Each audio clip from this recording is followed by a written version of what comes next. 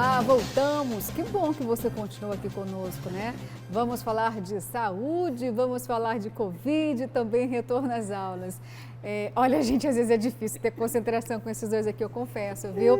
Mas vamos que vamos, porque o secretário de Saúde de Mato Grosso, Gilberto Figueiredo, falou algo mais também em relação até o Hospital de Câncer, que nós falamos aqui, né? Que a emenda da Assembleia Legislativa ainda não chegou lá no hospital, porque estaria parada na Prefeitura de Cuiabá.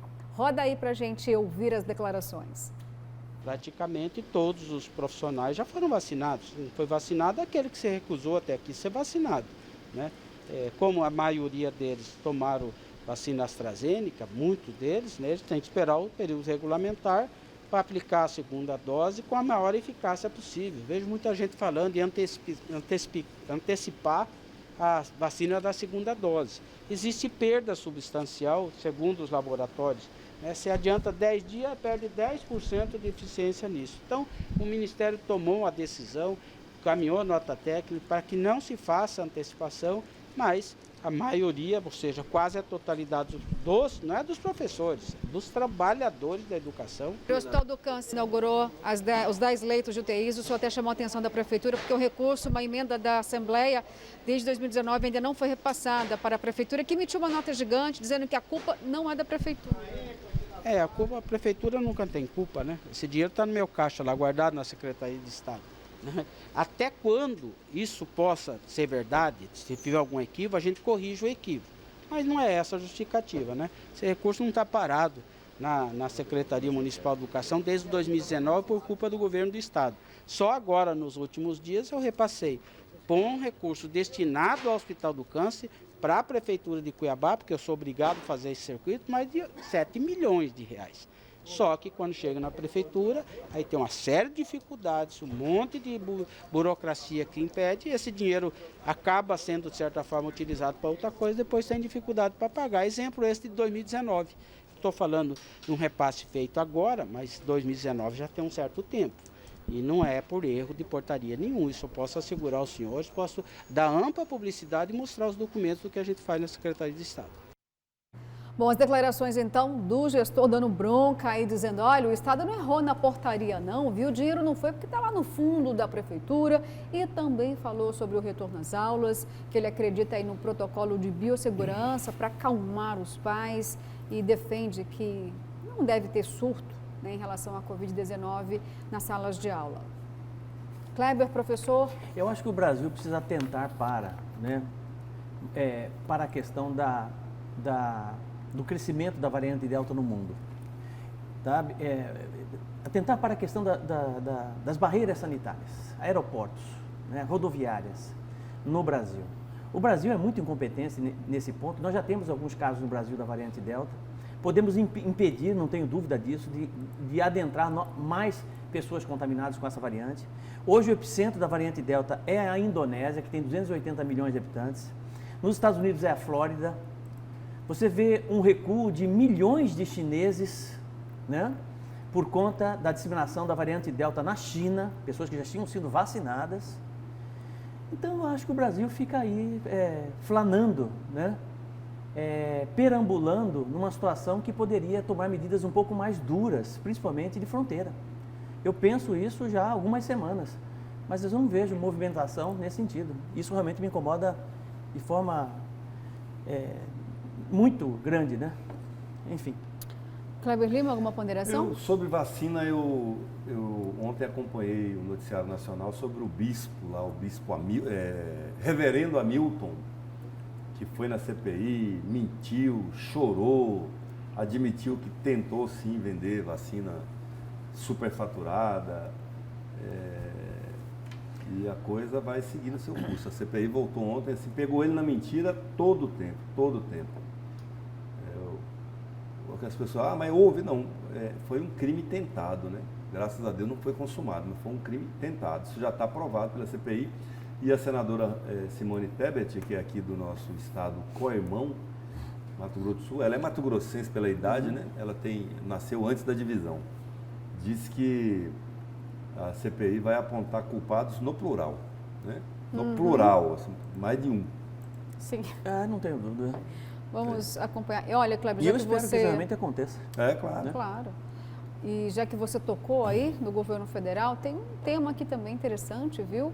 É que o MDB, professor Haroldo e Cleber, nacional, disse o seguinte: não vamos apoiar nem Lula e nem o presidente da República, Jair Bolsonaro. E também Bezerra, aqui por Mato Grosso, disse o seguinte: olha, aqui nós não sabemos também para quem será o nosso apoio. Vamos entender melhor, então, essa situação aí do partido na reportagem? Roda aí.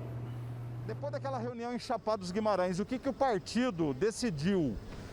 Vai ter candidatura própria, como, por exemplo, um pré-candidato a governador como Emanuel Pinheiro, ou vai apoiar a reeleição do Mauro Mendes, que é do Democratas, mas já foi convidado pelo MDB também a se filiar no partido? Olha, o partido não tratou desse assunto na candidatura majoritária, vai tratar o ano que vem. Tá? Esse ano a discussão é a chapa de deputado estadual e deputado federal. E nós estamos montando uma chapa muito forte, tá? Para fazer 3 deputados federais no mínimo e 7 ou 8 deputados estaduais. Entendeu? Então esse assunto ficou para o ano que vem. A questão do governo do estado e a questão do Senado da República. E para a presidência da República, o que o MDB está costurando para 2022? Apoiaria a reeleição de Bolsonaro? Apoiaria uma candidatura de oposição como de Lula? Ou teria uma candidatura própria? Nós vamos pela terceira via. O partido deverá ter um candidato. Estamos discutindo no MDB, mais outros partidos. Nós vamos ter uma terceira via, porque essa polarização faz muito mal ao Brasil. Nós queremos tirar o Brasil dessa polarização que é muito nociva. Opa, gostei de uma declaração aí, viu? Terceira via. Teremos uma terceira via, senhores? Isso já vem sendo cogitado já há alguns meses, né? Essa possibilidade de nós termos alguém, mas quem? Mas quem, né? Nós temos um país dividido há muito tempo, né? Tanto para a direita quanto para a esquerda. Isso não é bom para o brasileiro, isso não é bom para o país, né? E, enfim, eu particularmente acho que vai ser muito difícil nós acharmos uma terceira via em meio ao contexto que nós vivemos hoje politicamente. Da onde nascer esse fênix aí, né? Para poder realmente trazer uma visão um pouco mais estadista, que possa unir os brasileiros e fazer com que esse país possa crescer e desenvolver do jeito que ele merece. Mas, por enquanto, eu acho uma ideia remota. O Bolsonaro foi a terceira via, né? Uhum. Quando eleito. A via no Brasil é a dicotomia PT-PSDB desde a redemocratização, basicamente, né? Desde 89.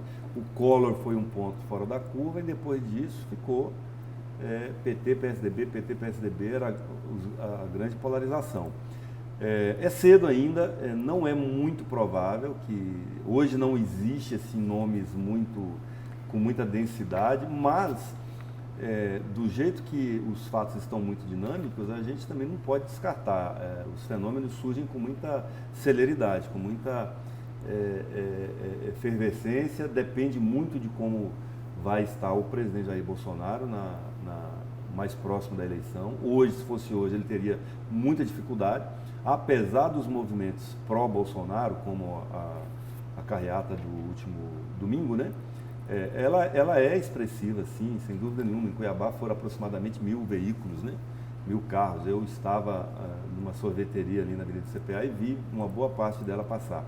Mas assim, 1.000 carros numa cidade que tem quantos mil? 100.000 carros, você vê que para quem está vendo, né? É uma explicação que alguém me deu um tempo atrás sobre o ponto de vista, né?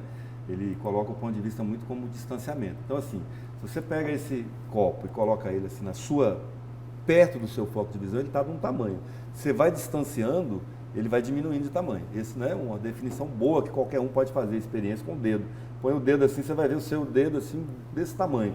Vai afastando, ele vai diminuindo. A hora que você amplia o foco, você vê que não representa a maioria da sociedade. A sociedade existe nas pesquisas, mesmo as pesquisas que dão Lula na frente, na estimulada, porque você coloca só os dois. Se for esses dois, como é que fica? Mas quando você pega a espontânea ou nos cenários gerais, você vê que você tem ali um universo muito grande de eleitores, muito expressivos, entre 35% e 40%, que não votariam naturalmente nenhum dos dois. Então é aí que reside a possibilidade que Da todo terceira mundo via. trabalha da terceira via, porque existe quase metade dos eleitores brasileiros hoje que gostariam de ter esse nome. Se não tiver, é óbvio que eles vão optar entre os que têm, porém com uma abstenção grande, que é o que vem acontecendo. Nós temos em média no Brasil, isso é histórico, entre 18% e 25% de abstenção. Tem pessoas que não comparecem para votar, né? Se você pega mais nulo e branco, tem eleição que você chega a 40%. Então isso enfraquece a democracia. E esse exército de nihilistas, de pessoas céticas que não participam, elas formam depois o exército de oposição, seja quem for que ganhar. A pessoa ganha com maioria dos que comparecem, mas se você for olhar o número de pessoas que não compareceram, que estão céticas, aí você já...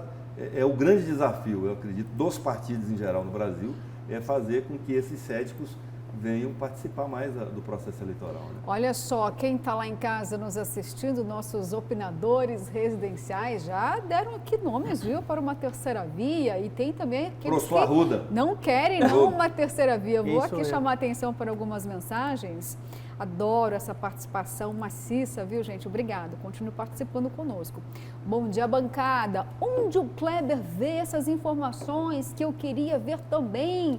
Bolsonaro, 100%. Ontem o Bolsonaro declarou que se o STF não acatar o voto impresso, não haverá eleições ano que vem. O que vocês acham sobre isso? Terceira via ainda está sem asfalto. Responde pelo nome de Moro. Já está sendo pavimentado, viu? Gilson Alves. Hashtag 2022, por que misericórdia o PT no poder? Deus nos livre desse mal. Bom dia, tão fácil achar ou aparecer uma terceira ou quarta via. No Brasil, em questão de meses, aparece outro falso salvador da pátria, apoiado por fanáticos sem causa. Bom dia, bancada. Bolsonaro vai ter candidatura? Não vai poder ser candidato. Querem apostar? É o Robson lá do CPA4. A última aqui. Sérgio Moro, 2022, se Deus quiser. Bom, gente, olha as mensagens aqui já apimentadas. 2 votos pro Moro. 2 votos pro Moro. Aí tem o Ciro, né? O PSDB tenta aplicar. Mas Ciro, será que emplaca? Não, Na o Ciro última, tem não sei, desempenho não. respeitável, né? Não sei A se ele... Semineto da Bahia também, se se foi uma terceira via, quem sabe, Às vezes né? não chega, mas ele não é desprezível. E ele acumula uma força que pode decidir a eleição no segundo turno. Né? Pode ser. Olha, pode chegar em torno dos 15 aí. Eu particularmente acho que a eleição ano que vem, se ela puder contemplar todas essas figuras, esses personagens aí, Lula, Bolsonaro, Sérgio Moro, Ciro Gomes, seja lá quarta, quinta, sexta via, é extremamente salutar para o processo democrático. Eu acho que é muito importante isso, né? Dentro de um sistema que realmente funcione com transparência para a população. Hoje, atualmente, as instituições que deveriam ter um poder moral, né, inabalável, não os têm. Infelizmente, não tem. Se você pegar, por exemplo, o próprio Supremo Tribunal Federal, o próprio Tribunal Superior Eleitoral, todos estão muito desgastados. Os institutos de pesquisas também estão muito desgastados por conta dos erros crassos que nós conhecemos, né, e erraram muito em 2018. Então, essas instituições que muitas vezes defendem e apontam exatamente que Bolsonaro não tem toda essa popularidade, é difícil você acreditar. Você ouve do lado direito exatamente essa informação e do lado esquerdo você vê uma realidade que não condiz com essa que foi apresentada. Você vê os movimentos nas ruas, né, em Presidente Prudente, em São Paulo, enfim, você vê a movimentação popular, uma movimentação gigantesca do povo gritando, pelo amor de Deus, pelo voto impresso auditável, né? Gritando que o STF não funciona, que virou um partidão, o Partido do Supremo Tribunal Federal, o PSTF. Quer dizer, então tudo isso pesa nessa balança da justiça, né? Em que a gente está, de certa forma, já falando em nome da população brasileira, pedindo para que realmente, né, o povo tenha autonomia e tenha vontade, que a vontade popular seja prioridade nesse país. E é isso que eu quero que as pessoas entendam, né? E que realmente possa valorizar essa vontade e que realmente aí sim nós estaremos valorizando a democracia nesse país. Então, o que acontece hoje é exatamente isso, é uma briga de informações o tempo todo. Falar em informação, quero dar um dado aqui que eu acabei de buscar no Detran, aqui de Mato Grosso. Em Cuiabá nós temos 228.539 veículos registrados, circulando. 228.539. Se for considerar outros tipos de veículos, chega a 457 mil, só em Cuiabá. Então, daí você tira o que representa 1.000 no universo de 228 mil. Você pega 1.000 e multiplica por 4. Né? É o que... Que é mais ou menos a ainda quantidade que de seja, pessoas. 4 mil perto de 228 mil. Então, você tira uma estatística e não é pesquisa mais. É uma amostra. Mas assim, né? eu Não, penso peraí, mas assim, essa discussão é boa, porque ele lida com pesquisa, mas isso é uma amostra. E você Sim, sabe melhor é do uma que amostra, Olha. perfeito, mas é uma E você amostra, sabe. é uma amostra do total. Sim, peraí, deixa eu 4 só mil de complementar. 228 vai dar quantos por cento? Então, mas deixa eu só complementar. E você sabe muito bem que eu não preciso comer um pacote inteiro de bolacha para saber se eu Isso, gosto ou não. perfeito. Eu como uma, certo? Perfeito. Agora, você acabou de defender as pesquisas. Não, pois, então... Olha isso aí. Não, Bom, parabéns. Então, um avanço esse aí, pedaço que foram as ruas, né, dá é uma 18, amostra dá de uma 18%, grande parcela da população. Professor, 18%. Esse bolsonarista mais radical, no Brasil, ele está entre 18% e 23%. Todas as pesquisas. Quem diz em isso? Mato Grosso é um pouquinho mais. Quem diz isso? As pesquisas usando o critério Qual que o o senhor acabou instituto de de dizer, pesquisa? todos, professor, todos. Cita um.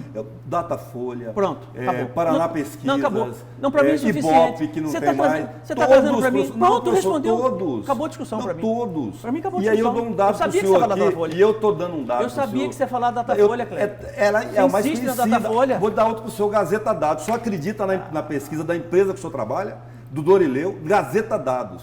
O senhor acredita em pesquisa do Gazeta Eu Dados? acredito em pesquisa. Estou perguntando para o senhor agora. Peraí, É do eu seu estou patrão. respondendo.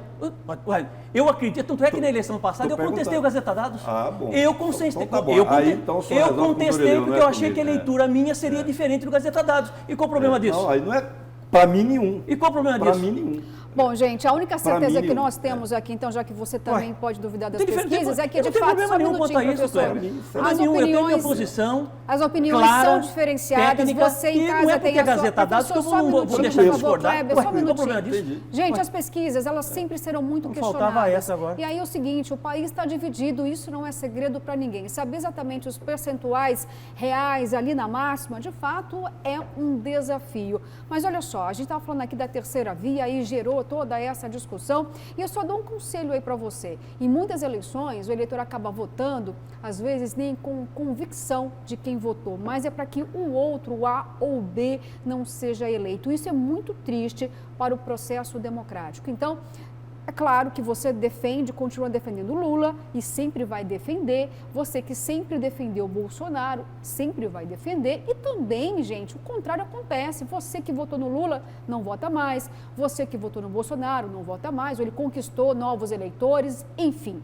O Brasil está em discussão, muita coisa está em jogo, afinal de contas, é o futuro da nação. E você já começa a fazer essa reflexão, começa a ir pesquisar quais são os legados dos políticos que você tem apreço, para que comece de fato a ter uma postura muito digna e de fato que mostre que você tem interesse no Brasil, quer somar com o seu país, tá bom? E você que é inteligente, não se deixe manipular por dados que você talvez não confie. Faça a sua própria reflexão, porque o voto é seu e a consciência também.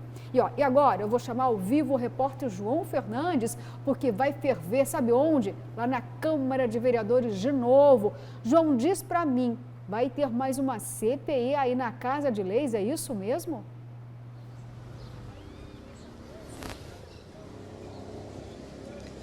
Pois é, Luciana, a instalação dessa CPI era para ter sido a votação dessa instalação da CPI, chamada CPI do Quadrilhão na Saúde, era para ter sido votada ontem essa instalação, mas acabou não acontecendo porque a sessão foi esvaziada, por isso não teve número, não teve quórum suficiente para poder fazer essa votação. Ao meu lado aqui, o vereador Dilemário Alencar, para falar sobre esse assunto. Primeiro, bom dia para o senhor, seja bem-vindo aqui ao Notícia de Frente.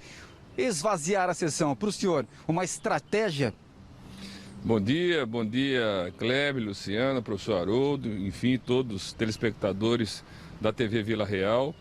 E dizer que foi lamentável essa articulação dos vereadores governistas ligados ao prefeito Emanuel Pinheiro em esvaziar uma sessão da qual a gente vinha da última sexta-feira dessa operação da Polícia Federal na Secretaria Municipal de Saúde, que evidentemente a sessão de terça-feira a gente iria repercutir essa situação. E esvaziaram, não teve sessão, não teve quórum.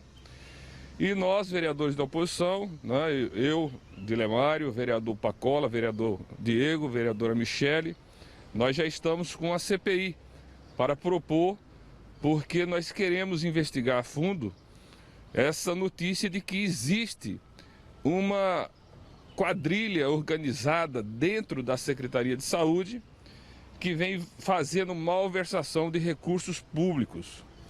Essa CPI está denominada como CPI do Quadrilhão na Saúde e, na verdade, nós queremos desdobrar a CPI da Saúde que nós fizemos em 2018, onde a CPI foi fundamental para prender o ex-secretário Ruark Douglas na Operação Sangria. Então a gente pensa que com esse objeto, essa nova CPI pode não só apurar essa organização que vem malversando recursos, né, com locação de serviços, locação de equipamentos hospitalares, como de UTI, superfaturando preços de remédios como da Covid. Tem outras áreas que nós precisamos investigar dentro da Secretaria. A Secretaria é muito grande. Para vocês terem ideia, o orçamento da Secretaria de Saúde para este ano é 1,4 bilhão de reais. De 2017 para cá, já passou nos cofres da Secretaria de Saúde por volta de 5 bilhões de reais. Então nós precisamos investigar, porque você percebe que esse dinheiro não está chegando na ponta. Falta medicamentos nas unidades de saúde, há as filas para exames, cirurgias, uma própria consulta. Hoje é muito difícil em Cuiabá, a fila da Central Única de Regulação explodiu. Então nós precisamos fiscalizar essa situação, dar desdobramento, tá certo?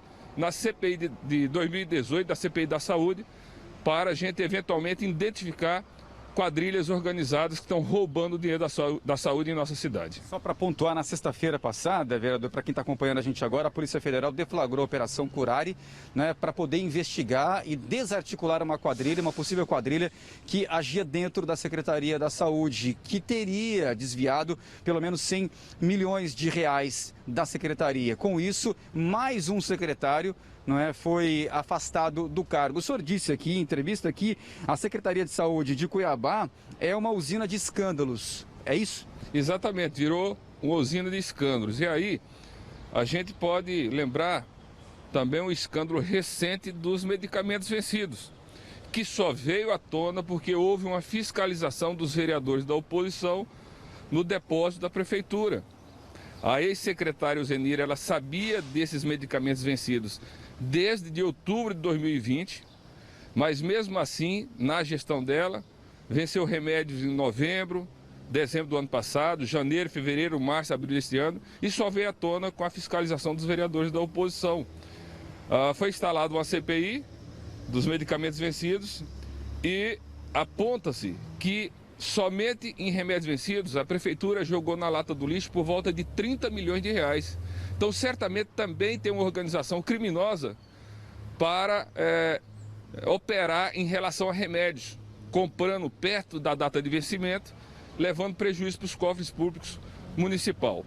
E, voltando aqui à questão da Secretaria, da Operação Curare, quando a CPI dos medicamentos de 2018, nós achamos elementos para afastar o ex-secretário Ruark, que inclusive foi preso, o prefeito deveria ter tomado uma atitude. Colocou o então secretário Luiz Antônio Poças, mas não houve modificação na estrutura da secretaria. O modus operandi continuou. Tanto é que passou mais um tempo, esse secretário foi afastado também pela Justiça. Então esse era o terceiro afastado. Exatamente. Aí quando a Zenira saiu, diante dos escândalos de medicamentos vencidos, ele optou pelo Célio Rodrigues. Eu falei na tribuna da Câmara, na imprensa, que esse cidadão não poderia assumir, porque ele já era investigado pelo Ministério Público por gestão temerária na empresa cuiabana, mas o prefeito bancou ele e está aí agora. Ele foi afastado pela Operação Curare, inclusive a Polícia Federal achou 70 mil reais em espécie na casa dele. Então existe aí né? Está ficando evidente realmente uma quadrilha organizada que já sangraram os cofres da saúde, soma aí mais de 45, chegando a quase 100 milhões de reais. Por falar em temer, vereador, o senhor teme que essa CPI não seja aprovada lá na Câmara? Olha, nós precisamos de 9 assinaturas, né? Nós já temos 4, a promessa da vereadora Edna assinar, nós temos promessa de mais 2, podemos chegar até na quinta-feira, amanhã tem sessão, a 7 assinaturas.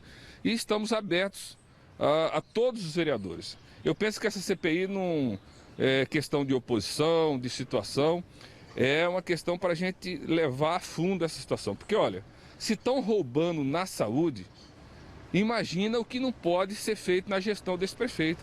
Estão roubando na cara dura na saúde. Cifras milionárias, 100 milhões, remédios vencidos. Então, quer dizer, se você rouba na saúde, o que você pode fazer?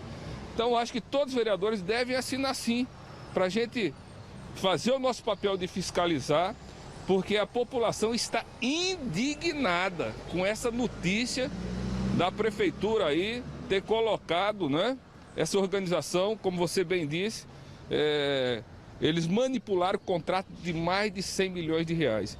E aí o pessoal não tem UTI, não tem acesso a médico, não tem acesso a remédio. Isso é muito triste, então nós temos que apurar. Luciana, Kleber, Haroldo, o vereador está na escuta. Se tiver pergunta aí, podem fazer. Fiquem à vontade.